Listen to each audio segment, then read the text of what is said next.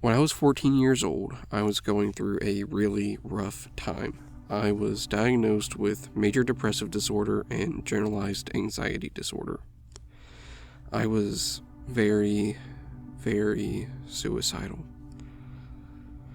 After several years of antidepressants and a bit of willpower, I would slowly begin to find myself in a better place. I went to college, I made friends, and I started feeling happy for the first time in a long time, maybe ever. I began to actually enjoy life. But a realization would eventually dawn on me. Several weeks ago, just before my upcoming birthday, I was lying awake in bed when I suddenly realized that I don't want to die.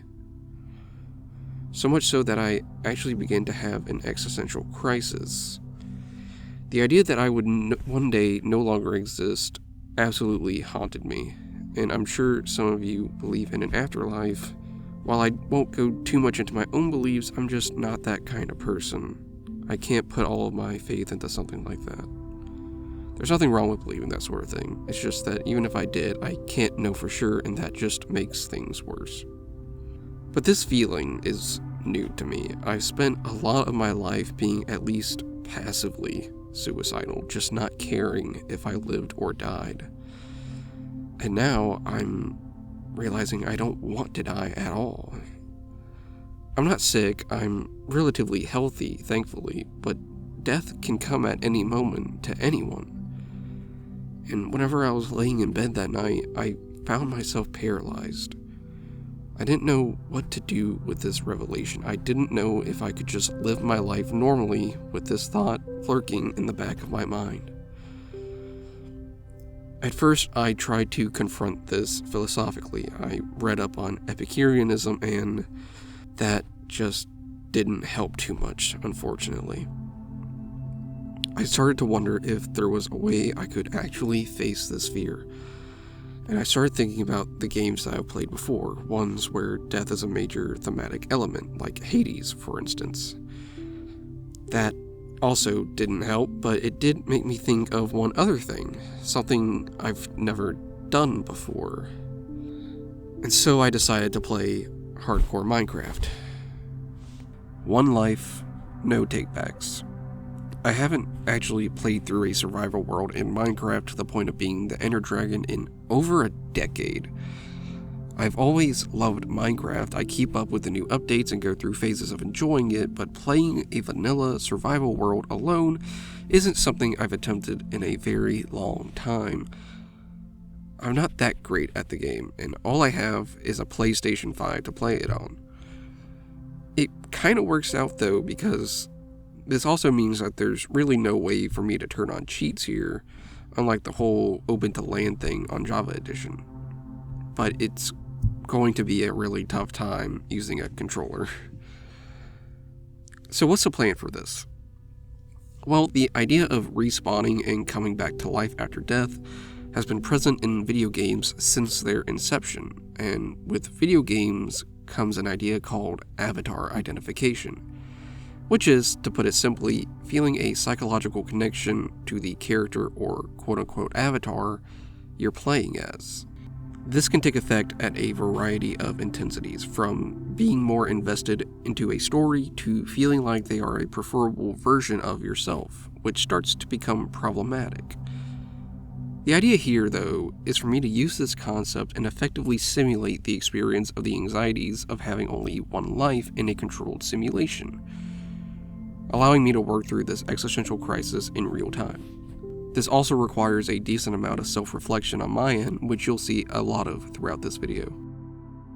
My goals were to 1. Not die, and B. Beat the Ender Dragon. What I hoped to learn about myself through this wasn't clear, however. To be perfectly honest, I kinda thought it'd be a waste of time. Like there was no way I could possibly expose aspects of myself that I have fought hard to ignore and keep hidden by doing this. I was wrong. Very wrong. And this was evident to me as soon as I began to even create the world. I was anxious going into this. I was scared of the idea of failing miserably and anticlimactically. I spawned initially in a bamboo jungle, which wasn't the worst place to be. I quickly got materials together to make a small house, but unfortunately, during the night, a witch spawned and then got trapped in some nearby water. I made the mistake of approaching it and got poisoned. I slowly dropped to half a heart. I had no food. By this point, I was absolutely panicking. I was stuck in my house on half a heart, and the worst part was that the witch was still there right outside. Luckily, I decided to finally be brave and found some melons nearby. And after some very careful mining, I would eventually look out and see a village in the distance. Things were starting to look up for me. This was just one of very many close calls that I would have. I'm not great at Minecraft, but I have enough knowledge about the game that it kinda carried me through a lot of this. Eventually, I decided to move into the village and slowly started setting up a small house for me to do all of my work in. I feel like it's important to add that I was downright terrified of two things right now: nighttime and caves. I could not deal with the idea that a creeper could just sneak up on me and end it all so soon, so I played it almost obnoxiously safe. I slept almost every night to avoid monsters and phantoms from spawning. I stayed out of every cave and mineshaft I came across and only strip mined for the majority of my time playing. This was, understandably, very boring. Staying safe was boring. It was almost mind-numbing. I once strip mined for so long that I started to actually fall asleep during it. I physically could not hold my eyes open any longer. But the first main realization didn't come to me until a little later. You see, I was well aware that one of the safest ways of getting enchanted items and books would be via fishing. That way I wouldn't have to grind so much experience or deal with trading with villagers or try to loot structures. But I needed a fishing rod. And for that, I needed string. So in my desperation to stay safe, do you think I, A, waited for night and killed spiders, B, went to one of those mine shafts and broke some cobwebs with a sword, or C, murdered a cat? The correct answer is C. So, yeah, cats drop string, and I needed string, and cats spawn in villages. Look, I'm aware that this is a video game. The cat does not have feelings, and my actions in the game have no real bearing on reality. But I did really feel like I hit a new low here. There was absolutely no reason I had to do this. I could have gotten string via one of the other ways I listed before. The cat served no threat to me, and my only real reason for killing it wasn't even selfish convenience. I was just afraid to take a risk to do anything else. So obviously I started to spiral by overthinking this.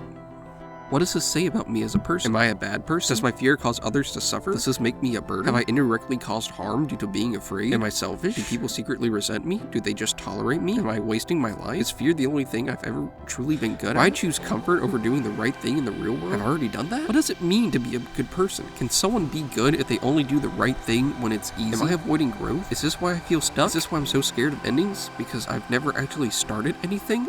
Do I even know who I am without fear? Okay, maybe that's a slight overreaction, but it has merit.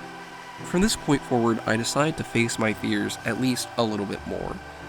Once I had iron armor, I actually began to kill mobs, and once I had diamond armor, I was much more willing to go into some abandoned mine shafts I found. Speaking of which, this is a good time to mention that I am an absolute baby when it comes to scary stuff in video games. Horror movies? Those are fine. I haven't seen one that's really scared me. But video games? Hell no. Horror games terrify me to no end, like to the point where I will straight up stop playing partway through a game. So when I say that those goddamn ambient cave sounds scared the daylight out of me, I am being so completely honest. I had to turn my volume down while strip mining just because of the anxiety it was giving me. Yes, I know, it's sad to get scared of stuff like that, but this video is all about being afraid, partially, so cut me a little slack. For that reason, and the fact that I refuse to deal with all the mobs that would be down there, I never went into any real caves. But eventually I got everything I needed to begin the next phase of my journey. The Nether. But before we get into that, let's discuss a little bit of what's happened so far. So obviously my goal here has not been to make the gameplay as entertaining as possible for the sake of content. Instead, I'm going to talk about where I was mentally at this point. I was slowly starting to realize just how much my fear was holding me back. On one hand, I felt justified. I had already had a close call right at the beginning with that witch, so obviously I should play it safe. But looking back on it, a lot of my fear at this point was being caused by a simple lack of confidence. I didn't have enough confidence in my abilities and therefore assumed that I would fail. I've already made a video discussing the actual and ideal self, but to summarize quickly, the ideal self is who you want to be, and the actual self is who you currently are. In my case, I think this entire process is me attempting to reach some version of my ideal self, but because I view my actual self as being so far away from it, I began to develop low self-esteem and low self-confidence. This then led me to take every precaution I could to prevent failure, because failure means death. The death of my ideal self. But that's the thing though, what's the point of continuing on and playing it safe if it's just going to be boring? What's the point of going through all of this if I'm not even enjoying the process? Am I actually understanding myself, or am I just putting myself through some masochistic exercise that will do more harm than good? Did I just put myself through hell? Alright, I'll stop being so melodramatic for a moment to explain what's happening next. If you don't know much about Minecraft, you might be wondering why I'd even bother going to what is literally its version of hell. That's because I need blaze rods and blaze powder to make Eyes of Ender, which will let me find the Ender portal and activate it to go to the end and fight the Ender dragon. Jesus, there's a lot of end in this game. This right here was a turning point for me. I wasn't sure if I'd ever get this far, but I fully expected to die in the Nether at the very least. Saying I was nervous was an understatement, but I knew I had to do it. Fortunately, where I first went through was a soul sand valley. Only one biome spawns into the fortress that I needed to find the blazes, and this wasn't it. I tried again in a different area, but eventually I just decided to wander around the Nether for several hours trying to find a fortress. And by wander around, I mostly mean just mining through the netherrack in an attempt to find the fortress without dealing with any hostile mobs. Side note, magma cubes are the worst. Out of every mob in the Nether, I wasn't expecting some hot jello to give me the most trouble, but my god, it is so easy to get overwhelmed by those things. Gas, they're annoying but fine. Skeletons, kinda used to them. Piglins, just wear some gold. Blazes, I have a shield. Wither skeletons, I have a bow. But magma cubes, I hate those things. I went out of my way to avoid them as much as I could because one of my many close calls were due to them. During my search for the fortress, I came across a piglin bastion, which was perfect because I brought a stack of gold for this exact scenario. Oh, did you think I was gonna loot it? No. I would never risk my safety that much. I had enough confidence to get into the Nether, but I wasn't going to press my luck. I was hoping to be able to get enough ender pearls to avoid hunting down some endermen, but I only got 3 from this. Luckily, I was able to get several fire resistance potions, which is probably the only reason I was even able to survive the rest of my journey here. Finally, I found a fortress. I managed to use my fire resistant potions to protect me long enough to get several blaze rods. Then I looked around for some nether wart to see if I could brew some helpful potions. Sadly, there was no nether wart in the entire fortress, which meant no potions for me. I wasn't going to take the risk to keep going and find a new fortress and deal with everything there and along the way. But in retrospect, that honestly would have been the best play. Overall, my time in the Nether was short, to say the least. I spread out this entire playthrough over several days, mostly to give me some time to reflect. But the day that I did the Nether was the only thing that I did that day. It stressed me out so much, and I had so many close calls that my nerves were absolutely shot by the time I was done. It was such a relief to get that part over with, and was probably the most excitement that I had had up to this point. So what did I learn? Well, honestly, the Nether was such a rough experience, and the stress of this whole challenge was starting to kind of get to me, to the point that I was just ready for it to be over. But then, I thought to myself, isn't that exactly what I've been through before? I'm referencing when I was younger. I mentioned during the opening of this video how I used to be suicidal, but then slowly became passively suicidal until I got to where I am now. For me, wanting to just get this over and done, almost wanting to die early so I didn't have to continue with this, it sort of felt like a part of me was resorting to old habits. I'm not suicidal anymore, but this was starting to make me question just how easy would it be for me to backslide. How much stress could I endure before going back to that dark place? And honestly, I don't know. I hadn't really considered what it would take for that to happen up until this point. So, what, am I afraid of dying and becoming suicidal again? That just feels weirdly paradoxical. I didn't want to confront the idea that the person I tried so hard to get away from, the person that I tried so hard to rise above and be better than, was still in there just waiting to come out. I mean, I put in the work, damn it, why would it still be plaguing me? Is this just what it means to live, or is this just a personal hell I've created for myself? Because I can't stand to see myself be happy for very long before I have to ruin it. I started to get angry. Angry at myself for getting to this point, frustrated at my own inability to come up with a satisfying answer,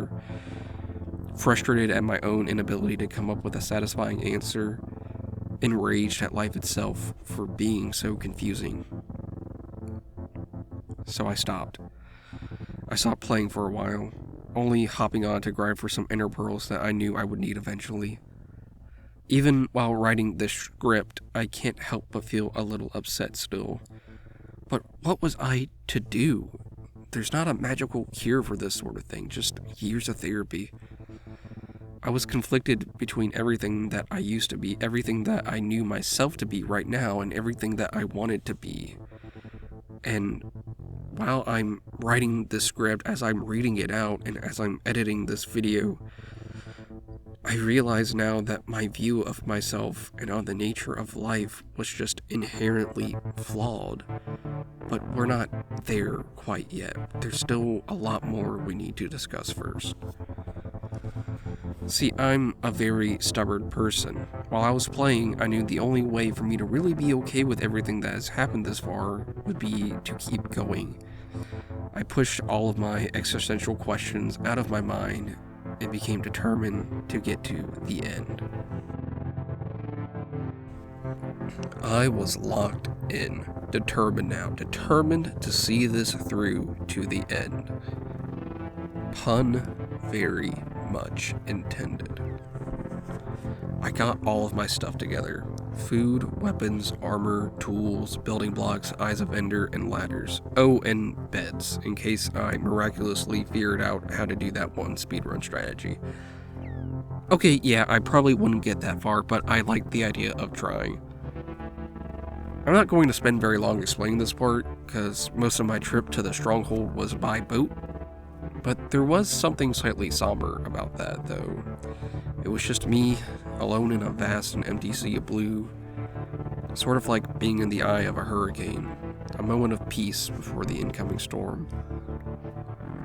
Eventually, I would arrive and place my eyes of ender in the portal.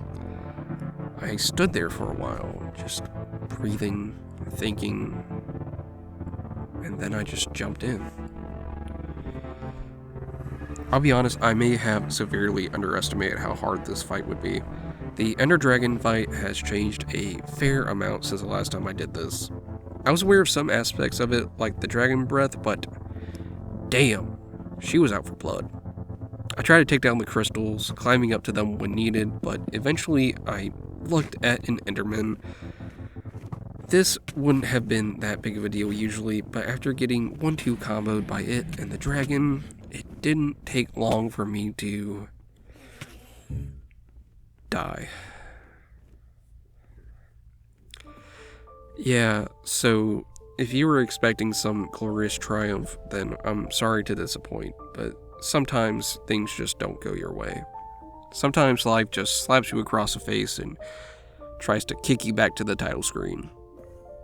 But as I approached the end, and by end I mean death, time seemed to slow down just a bit in the seconds leading up to it. If I had a little more skill, I probably could have been fine, but instead of thinking about how I could escape the situation, I sort of just accepted that this is what was happening. Just a bittersweet peace. I'll be perfectly honest with you, dear viewer, I didn't expect to win. I made peace with the fact that this was over as soon as I stepped into the portal, but I still wanted to try my best. I managed to get this far not from skill, but from pure knowledge about this game and its mechanics, and it was still a little conflicting when I did die. I sat there for several minutes just staring at the death screen, allowing myself to just feel for a moment. And out of everything that I felt in that moment, you want to know what the weirdest thing was? I wanted to do it again. Not out of revenge, not out of spite. It was just this itch, this drive. Like, I knew that because I had made it this far once, I knew I could do it again, and I knew I could get better. I was so confused by this. I don't think I fully enjoyed a single second of this experience.